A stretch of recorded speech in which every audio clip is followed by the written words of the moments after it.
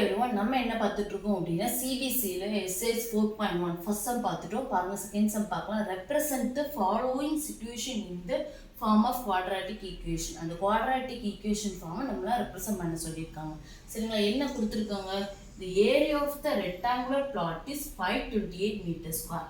சரிங்களா? என்ன கொடுத்தாச்சு? இந்த ரெக்டாங்குலர் பிளாட்டோட ஏரியா கொடுத்தாச்சு. பாருங்க, ஏரியா வந்து ஈக்குவல் டு 528 மீட்டர் ஸ்கொயர். ஓகேங்களா? நெக்ஸ்ட் பாருங்க, the length of the plot, அந்த பிளாட்டோட length in meters is 1 more than twice its breadth. பார்த்துக்கோங்க, the length வந்து என்னது? 1 more than twice its breadth. ஓகேங்களா? இப்போ ஏரியாவோட ஃபார்முலா என்னது? length into breadth. length into breadth equal to 528.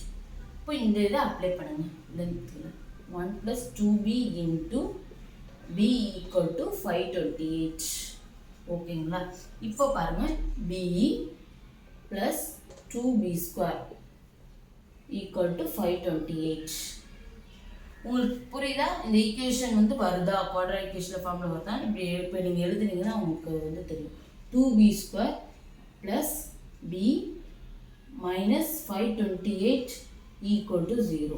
ஓகேங்களா? வந்துருச்சா?